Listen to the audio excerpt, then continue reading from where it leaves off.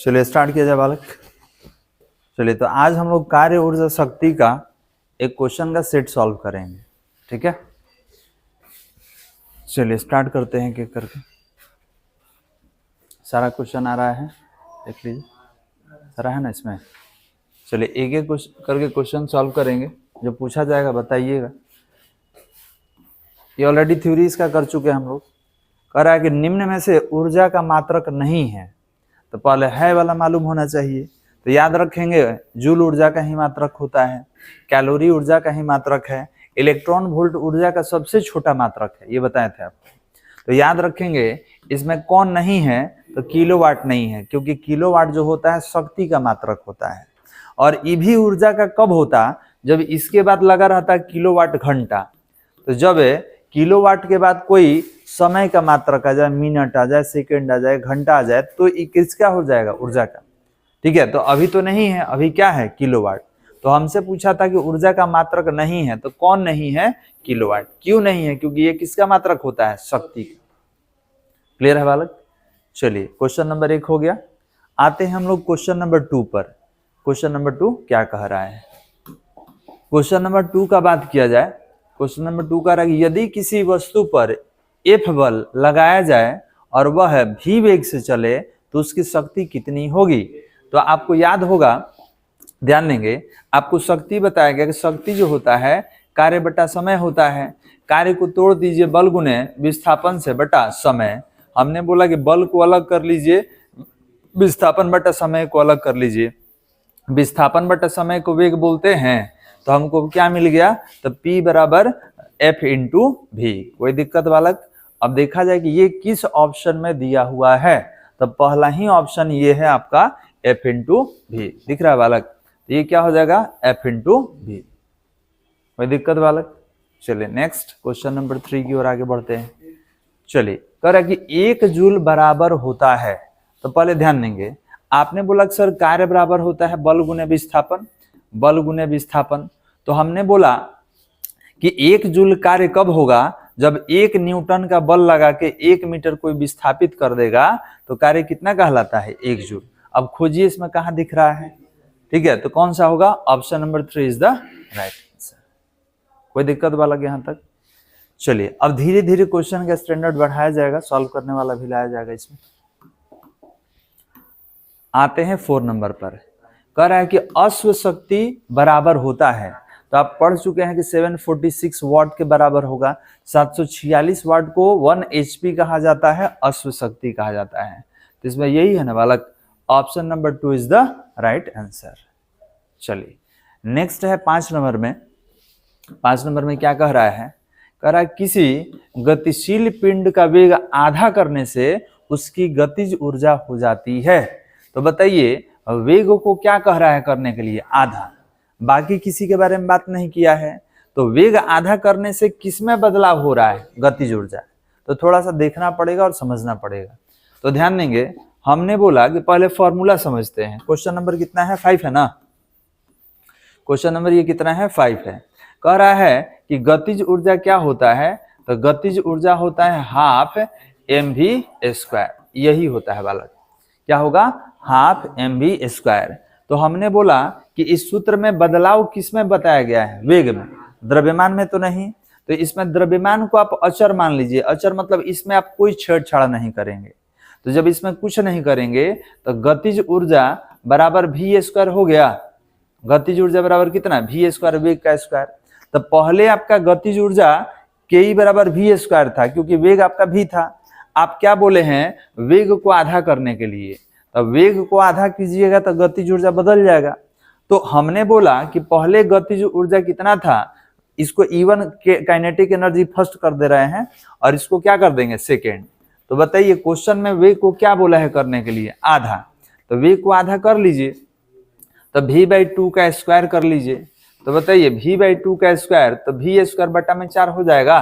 तो पहले आपका वेग v² था, अभी v² बटा में 4 है। तो बताइए आपका वेग 4 गुना बढ़ा है कि घटा है, घटा है।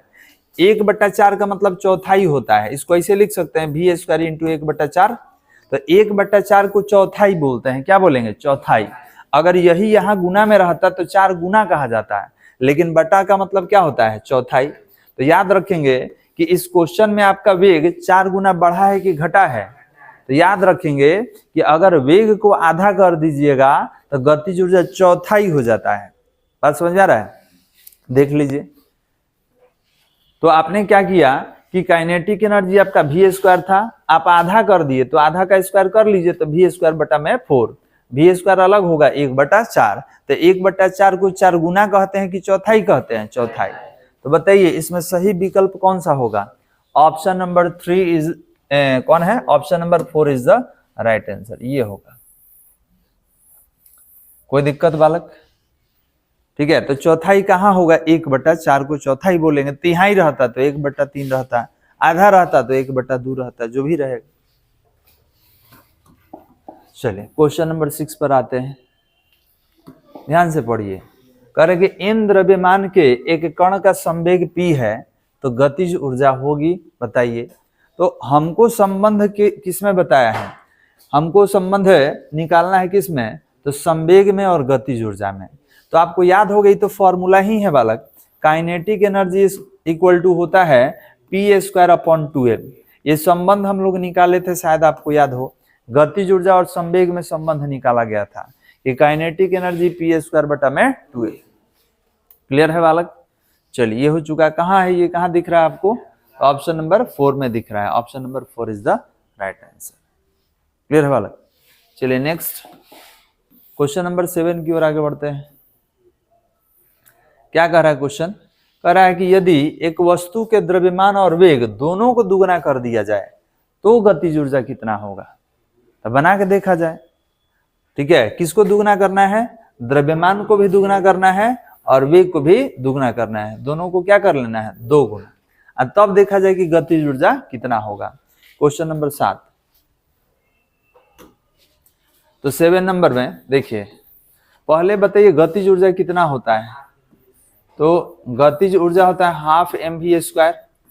तो आपने बोला कि सर हाफ mv²। तो हम मान के चलते हैं कि पहले आपका गतिज ऊर्जा इतना ही होगा, पहले आपका गतिज ऊर्जा इतना होगा। आपने बोला कि द्रव्यमान को भी दुगना कर दीजिए, वेग को भी दुगना कर दीजिए। तो हमने बोला कि एक काम कीजिए, अब तो नया गतिज ऊर्जा होगा तो इसको डैश दे दें, डैश से मालूम चल जाएगा कि नया वाला होगा। अभी कितना होगा? तो हाफ mv²। तो द्रव्यमान आप दुगना करने के लिए बोले तो m की जगह 2m लिख दें, और वेग भी आप कितना बोले हैं? दुगना। तो दुगना मतलब 2 भी हो गया, इसका स्क्वायर कर लीजिए तो कितना होगा? 1/2, ये हो जाएगा 2m, और 2 का स्क्वायर कितना? ये होगा 4v², 4। अब हमको बताइए कि काइनेटिक एनर्जी मतलब नया वाला गतिज ऊर्जा कितना होगा? तो देखिए 4 दूनी 8 को पहले आगे कर लीजिए, आगे हो गया बालक, 4 2 से 8 आगे हो गया। अब क्या बच गया? Half mv²। तो पीछे हो गया हाफ mv²। तो हमने बोला कि तो पहले वाला गतिज ऊर्जा है, ये वाला है, इसको काइनेटिक एनर्जी आप लिख सकते हैं। तो हमने बोला कि ये तो पहले वाला है, तो नया वाला गतिज ऊर्जा क्या हो गया? तो पहले वाले का 8 गुना हो गया। देखिए तो लिख सकते हैं कि सर इसको हटा दीजिए और काइनेटिक एनर्जी लिख दीजिए। तो नया वाला गतिज ऊर्जा कितना आ गया? पहले का 8 गुना। क्लियर है बालक? तो याद रखेंगे, अगर किसी पिंड का द्रव्यमान दुगना कर दीजिएगा, वेग दुगना कर दीजिएगा, तो गतिज ऊर्जा कितना हो जाएगा? 8 गुना हो जाएगा। ऑप्शन में आते हैं तो देखिए option number 3 is the right answer. 8 गुनी हो जाएगी। कैसे हो जाएगी? तो निकाल के बता दिया आपको। ठीक है, हटा दे इसको। समझ में आ रहा है? आगे बढ़ जाते हैं। शक्ति का ऐसा ही मात्रक होता है, यह तुल्य है, होता नहीं है, तुल्य है, क्योंकि ऐसा ही मात्रक तो वाट है, लेकिन वाट कहीं लिखा नहीं है। तो तुल्य का मतलब वाट किसके समतुल्य है बताइए? तो किसके समतुल्य होगा? निकाल भी सकते हैं। कैसे निकालेंगे? तो देखिए शक्ति को P बोलते हैं, W/T होता है, कार्य का क्या होता है? kg m² second inverse 2।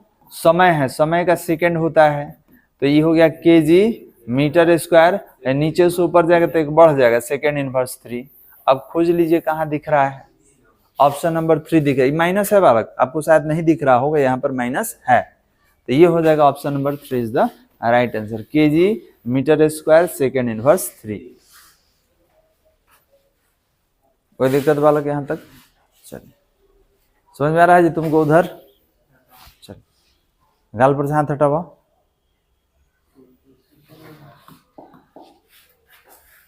चलिए आगे क्वेश्चन हल किया जाए। अब देखिए, ये भी एक तरह का फॉर्मूला है। कह रहा है कि यदि कार्य W, बल F तथा विस्थापन x, देखिए विस्थापन को ये x से लिखा है, हम लोग s से लिखते हैं, है ना जी। अब क्वेश्चन में तो कुछ भी मान सकता है। कह रहा है कि थीटा विस्थापन, एक मिनट, थीटा कहां से आ गया? अच्छा, थीटा क्या है? बल और विस्थापन के बीच का कोण। थीटा क्या है? बल एवं विस्थापन के बीच का कोण है। तो बताइए इसमें कार्य का सूत्र कौन है? कौन है जी? Fs। अब रुक जाइए, आपने जो बोला Fx sin थीटा, ये कौन नंबर है क्वेश्चन? 9 नंबर। ये बताइए 9 नंबर में कार्य बराबर क्या होता है? बल गुने विस्थापन। तो हमने बोला कि विस्थापन भी सदिश, बल भी सदिश, लेकिन कार्य सदिश है कि अदिश है? अदिश है। अगर रहेगा तो बीच में डॉट दे कि क्रॉस दे? डॉट। तो डॉट कॉस में टूटेगा कि साइन में? अब बताइए, आंसर आपका सही है? सही है बालक? ये कितना होगा? डॉट किस में टूटता है? कॉस में।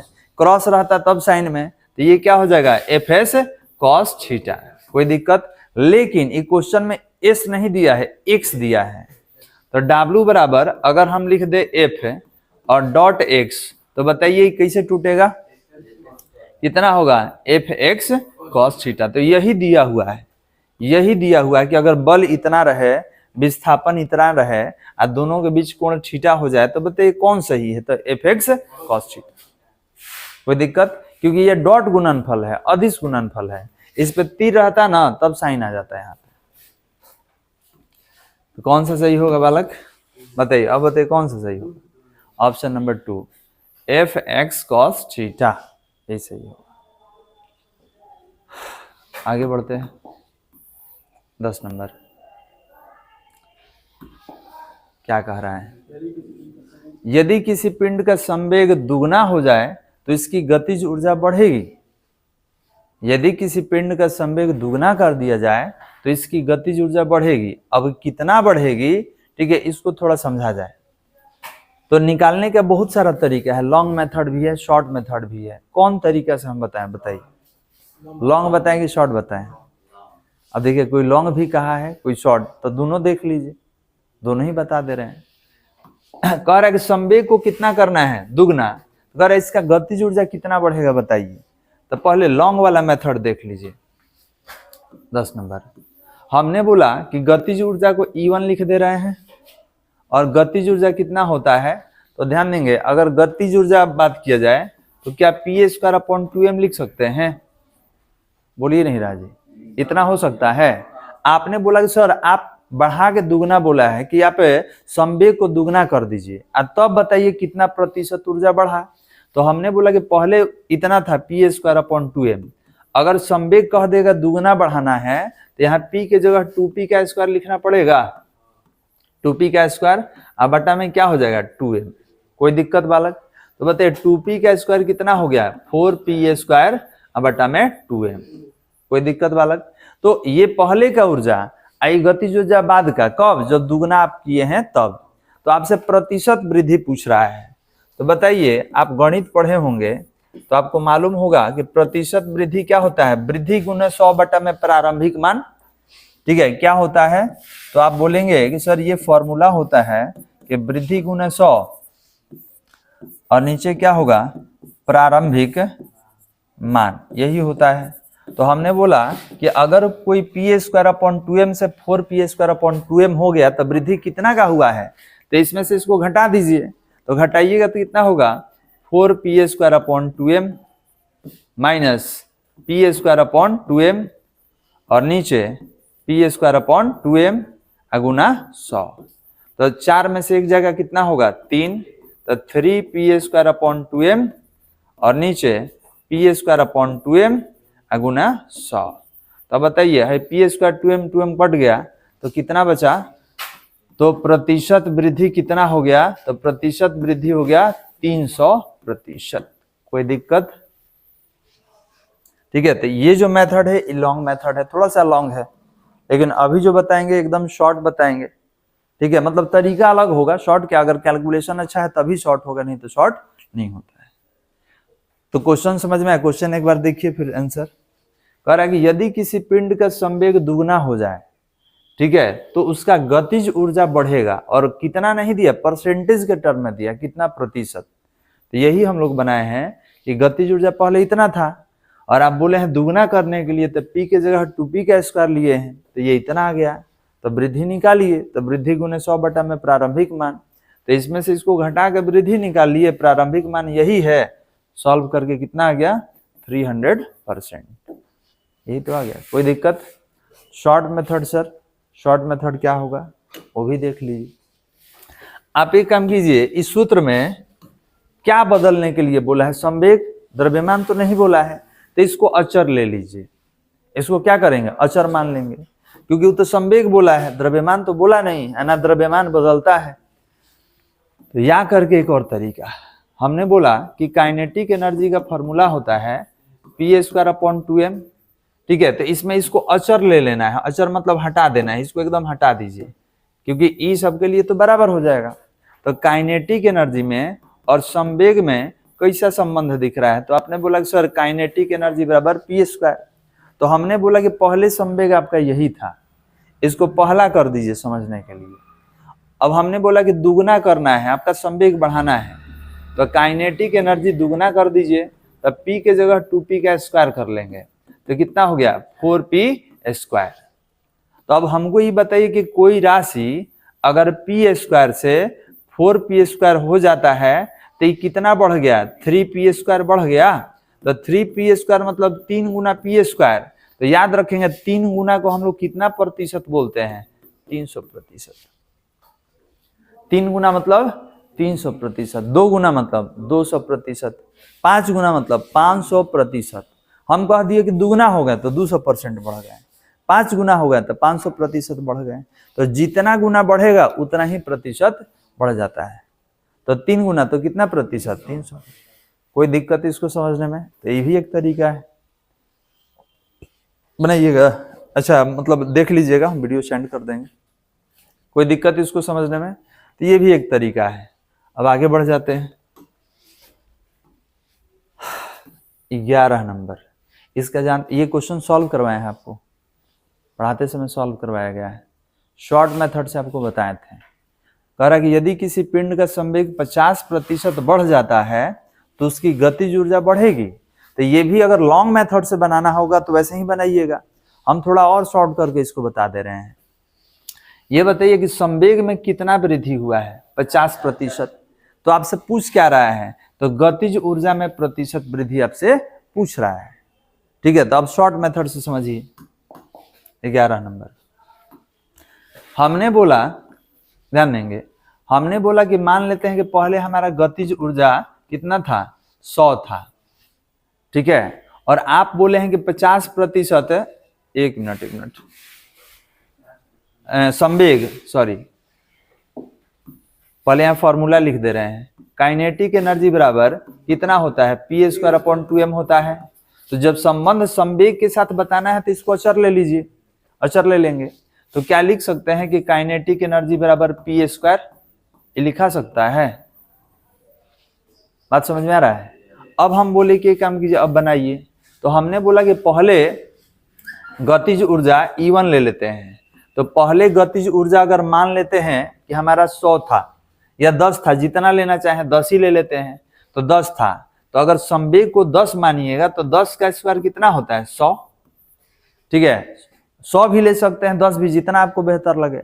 तो हमने बोला कि मान लेते हैं कि पहले संवेग मेरा 10 था, तो आपने बोला कि ऊर्जा तो संवेग का स्क्वायर होता है, तो संवेग आप 10 माने हैं, तो 10 का स्क्वायर कितना हो गया, 100। अब आपने बोला कि 50% बढ़ा दिया जाए। तो अगर संवेग पहले 10 था और कोई 50% बढ़ाएगा तो 10 का 50% कितना होता है, 5। ये बुझा रहा है कि नहीं जी? मैं ठीक है ना? हम बोल रहे हैं कि पहले मेरा संवेग 10 था और आप बोले हैं कि 50% बढ़ा दीजिए। तो 50% बढ़ाने का मतलब 5 और बढ़ जाएगा। तो जो पहले 10 था अब क्या हो जाएगा, 15। तो आप बोले हैं कि संवेग का स्क्वायर करना है, तो आपका पहले 10 था, अब हो गया 15, तो 15 का स्क्वायर, तो 15 का स्क्वायर कितना होता है 225।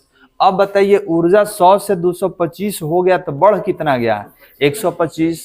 तो याद रखिएगा 100 के पद में अगर कोई राशि 100 से 225 हो गया तो कितना बढ़ गया 125।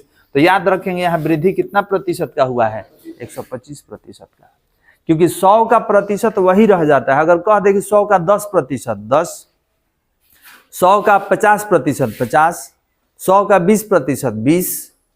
बात समझ में आ रहा है? इसीलिए 100 पे ही लेके हर चीज बनाया जाता है।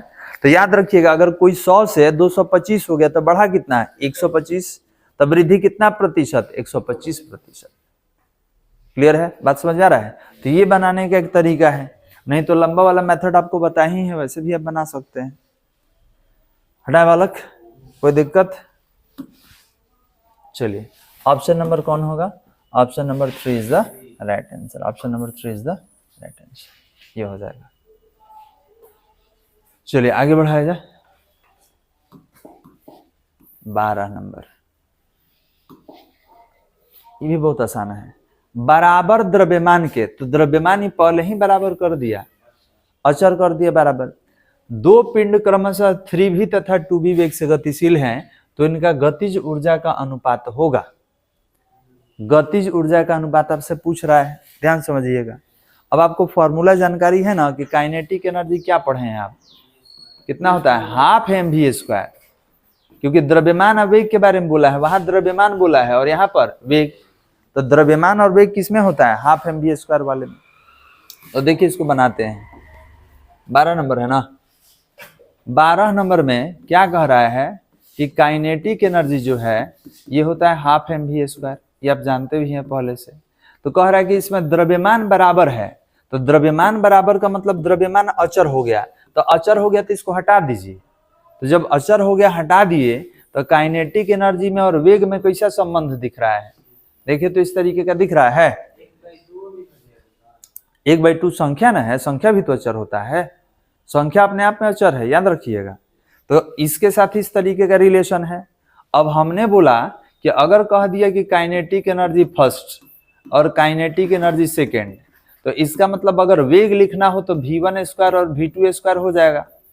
ठीक है, तो अब बताइए कि आपसे पूछ क्या रहा है, तो गतिज ऊर्जा का अनुपात, और दिया क्या है वेग का अनुपात। तो आपके पास भी तो वेग है ही, तो यहाँ v1 है, तो v1 का वैल्यू 3v इसका स्क्वायर कर लीजिए, v2 का वैल्यू 2v इसका स्क्वायर कर लीजिए, तो 3v का स्क्वायर 9v² और ये 4v²। कुछ कट रहा है क्या? तो आप कहेंगे सर v² से v² कट गया, तो कितना आ गया 9/4, जिसको 9 अनुपात हम लोग क्या लिख सकते हैं 4। तो ये फॉर्मूला है, आपको प्रूफ करवाए थे, याद कीजिए, ये लिखवाए थे नोट में आपको। ठीक है, तो इस तरीके से इसका क्वेश्चन बनता है। कोई दिक्कत समझने में बालक? बन जाएगा ना, सारा एकदम बनाइएगा एक एक करके। चलिए क्वेश्चन नंबर 13 पे आते हैं। क्वेश्चन नंबर 13 क्या कह रहा है? कह रहा है 1 kg की वस्तु की गतिज ऊर्जा 1 जूल होने के लिए उसका चाल होगा। तो ध्यान देंगे क्या क्या दिया है, गतिज ऊर्जा दिया है, द्रव्यमान दे दिया है और चाल दे दिया है। तो फॉर्मूला लगेगा 12 mv², kinetic energy equal to 12 mv²। अब आइए क्वेश्चन 30 नंबर वाला।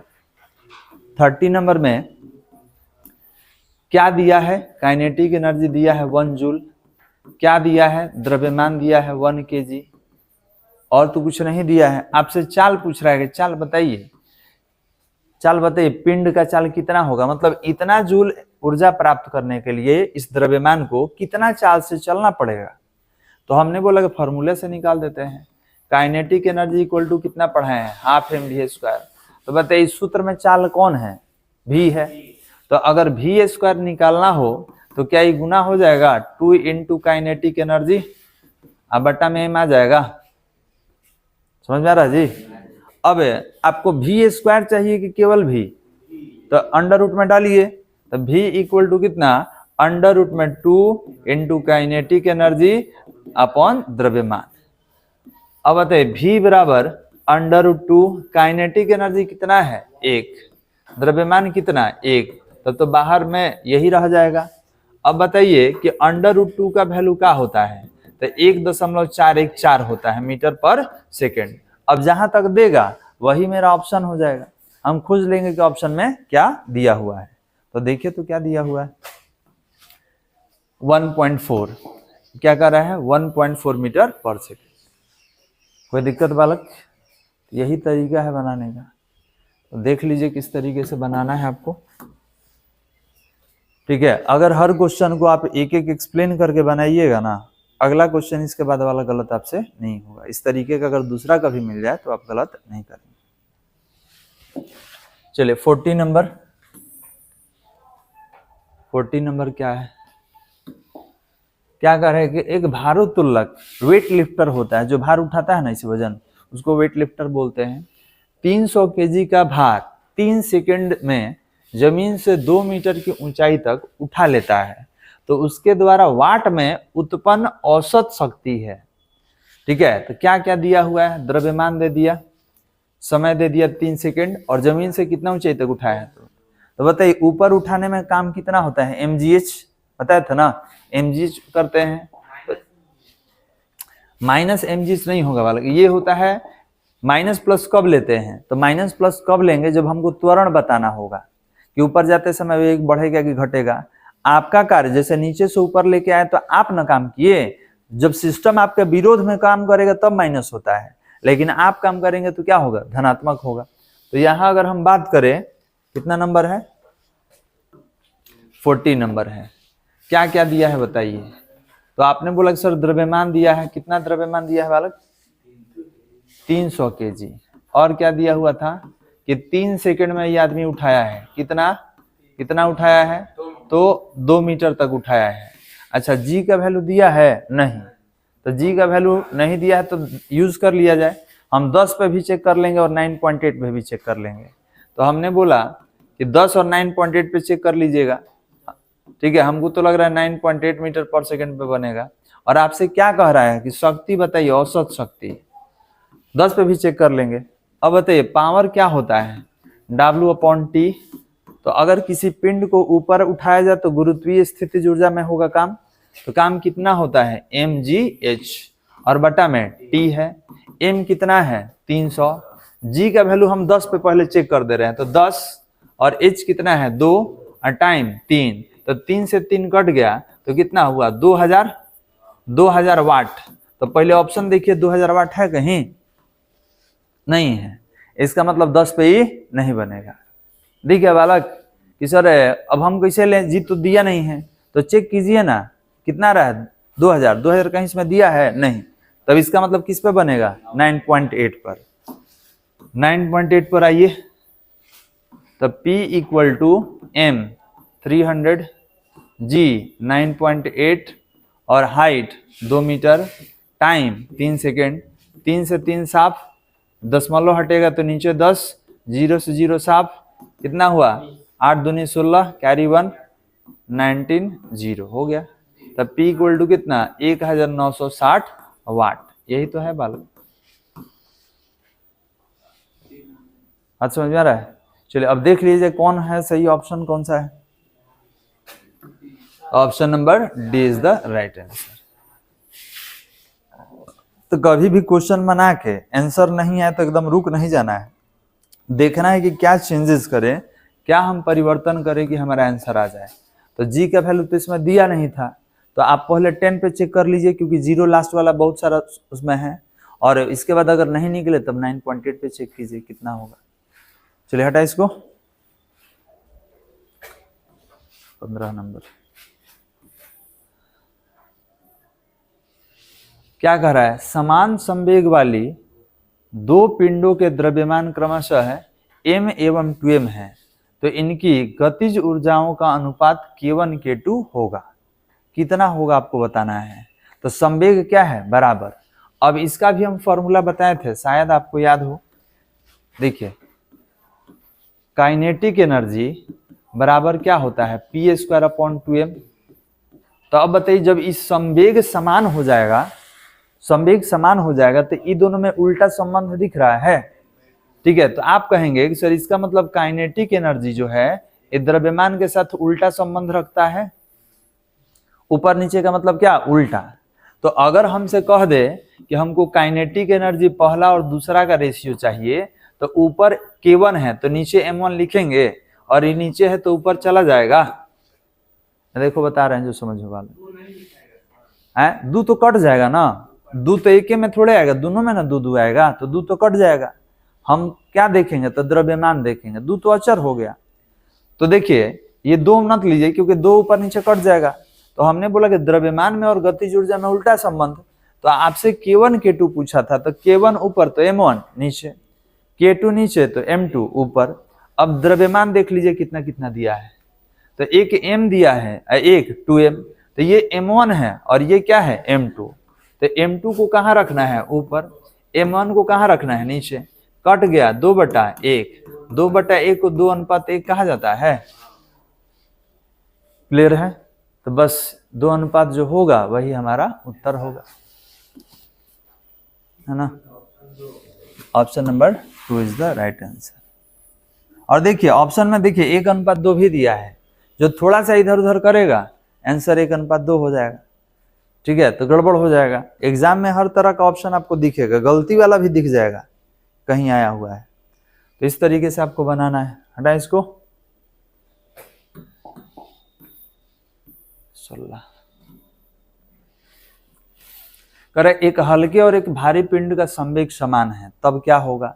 भारी वस्तु की गतिज ऊर्जा अधिक होगी, भारी वस्तु की गतिज ऊर्जा कम होगी, दोनों की गतिज ऊर्जा समान होगी और इनमें से कोई नहीं। बताइए आपके दिमाग में क्या अर्थ जा रहा है, उसके बाद हम बताएंगे। क्या है? ऑप्शन नंबर 1 बोले हैं, भारी वस्तु की गतिज ऊर्जा अधिक होगी। क्या है बालक? दोनों पिंड के संवेग समान, हाँ, तो दोनों पिंड का संवेग समान है। तो यहाँ ऊर्जा कह रहा है कि ऊर्जा किसका अधिक होगा किसका कम होगा, बताइए। ऊर्जा ना है सब में, तो संवेग अगर समान हो जाता है, दोनों का अगर संवेग समान कर दीजिएगा, तब तुलना हम किससे करेंगे, तुलना किससे करेंगे, द्रव्यमान से करेंगे। ठीक है, तो द्रव्यमान में और गतिज ऊर्जा में उल्टा संबंध होता है ना। अब रुक जाइए, इसको एक्सप्लेन करने के लिए थोड़ा एग्जांपल ले रहे हैं। 16 नंबर, काइनेटिक एनर्जी क्या होता है, P²/2m होता है। तो आप बोल दिए कि समान है, तो समान है इसका मतलब काइनेटिक एनर्जी और द्रव्यमान में क्या होगा, उल्टा संबंध। ठीक है, इसका मतलब कि जिसका द्रव्यमान कम रहेगा, जिसका द्रव्यमान कम रहेगा इसका गतिज ऊर्जा ज्यादा रहेगा, और जिसका द्रव्यमान ज्यादा रहेगा उसका गतिज ऊर्जा कम रहेगा। तो द्रव्यमान कम होने का मतलब हल्का, और द्रव्यमान ज्यादा होने का मतलब भारी। अब आपसे उल्टा दिख रहा है ना, उल्टा। शर्त क्या है कि संवेग क्या होना चाहिए, बराबर। ठीक है, अभी मत समझिएगा कि आप बोले थे कि भारी है तो ज्यादा होगा विरोध करने की क्षमता, नहीं, वो खत्म हो गया कब, जब आप संवेग को बराबर कर दिए तब। अब बताइए, जब संवेग बराबर तो संबंध तो ही दोनों में देखेंगे। तो द्रव्यमान कम तो गतिज ऊर्जा ज्यादा, द्रव्यमान ज्यादा तो गतिज ऊर्जा कम। अब बताइए, कह रहा है कि एक हल्के और भारी पिंड का संवेग समान है, तो गतिज ऊर्जा क्या होगा, तो हल्का का गतिज ऊर्जा ज्यादा होगा और भारी का गतिज ऊर्जा कम होगा। तो कह रहा है कि भारी वस्तु का गतिज ऊर्जा अधिक होगा, नहीं, भारी का थोड़े ज्यादा होगा। ध्यान देंगे, भारी वस्तु का गतिज ऊर्जा कम ना होगा क्योंकि उल्टा संबंध है, तो ये नहीं होगा। कह रहा है कि भारी वस्तु की गतिज ऊर्जा कम होगी, ये सही लग रहा है। और ही चेक कर लिया जाए, दोनों की गतिज ऊर्जा समान होगी, नहीं होगा। Option number 2 is the right answer.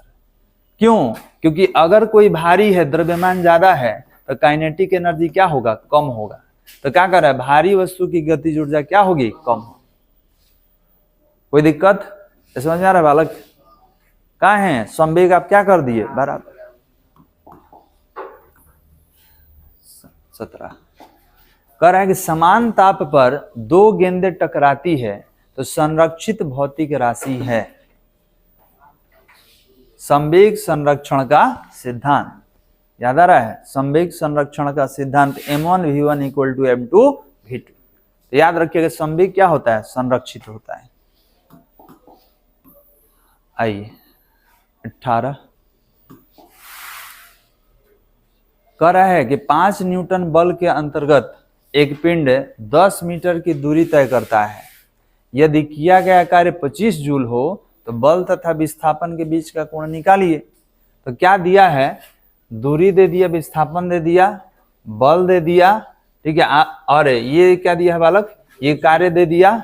आपसे क्या पूछ रहा है, दोनों के बीच का कोण बना लेते हैं। 18 नंबर बताइए क्या क्या दिया हुआ है, बल कितना दिया है, चलिए, और क्या दिया है, विस्थापन कितना दिया है, कितना दिया, 10 मीटर, 10 मीटर, कार्य कितना दिया है, 25 जूल। आपसे क्या पूछ रहा है, थीटा। तो बताइए कार्य बराबर क्या होता है, F cos theta, F cos theta. तो अगर कॉस ही थीटा निकालना हो तो W बटा एफ हो जाएगा।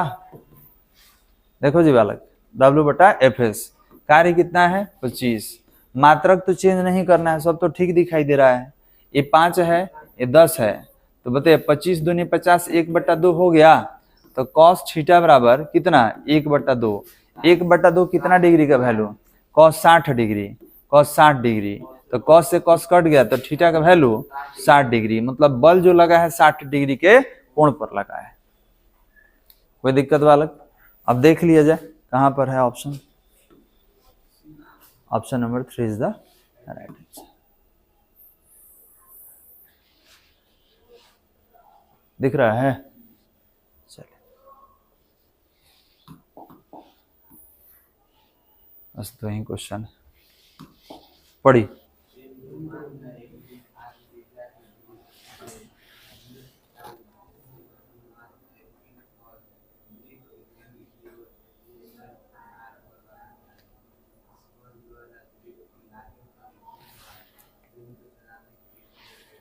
पढ़ लिया, समझ में आया क्वेश्चन।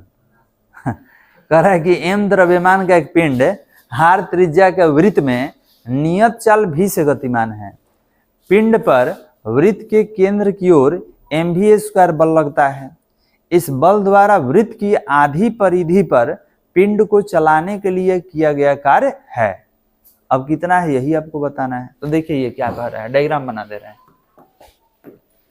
19 नंबर कह रहा है ये वृत्तीय पथ हो गया और ये केंद्र हो गया, और मान लीजिए कि कोई पिंड वृत्तीय पथ पे चल रहा है।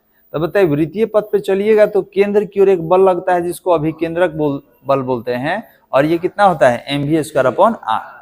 क्लियर है बालक, यही कह रहा है इसमें। और ये r क्या है, इस पथ का त्रिज्या है।